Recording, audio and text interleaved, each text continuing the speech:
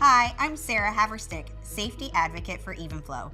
Congratulations on your new Shyft DualRide infant car seat and stroller combo. You're going to love shifting effortlessly from backseat to the street.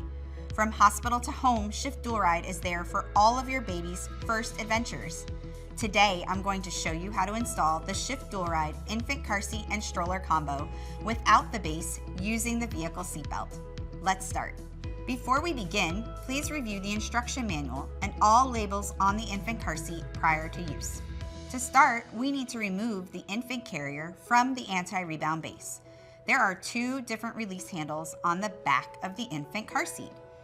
With the infant car seat attached to the anti-rebound base, squeeze the lower release handle and you can remove the infant car seat and stroller frame together for stroller mode or installation without the anti-rebound base. Remove the rear wheels from the stroller frame by pushing the button in the center of the wheel and then pull out.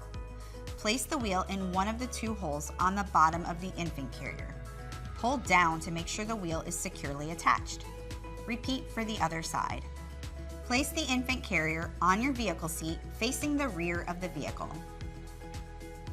Route the lat portion of the vehicle seatbelt through the belt path guides and buckle.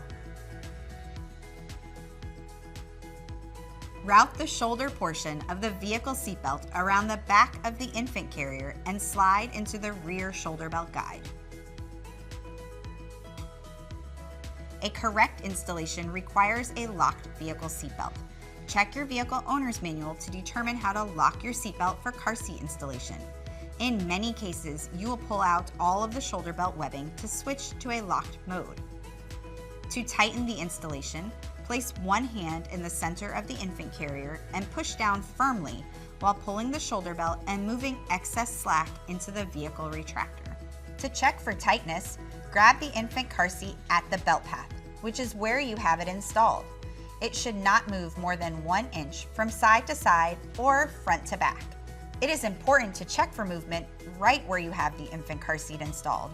For rear facing, that will be near your child's feet and not at their head. Check the blue recline line on the label to make sure it is level to the ground.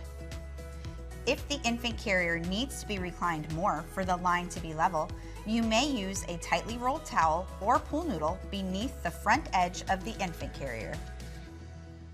You're all set. If you need further assistance, please call ParentLink customer service for real-time chat support and free live video installation service. Look for ParentLink at evenflo.com.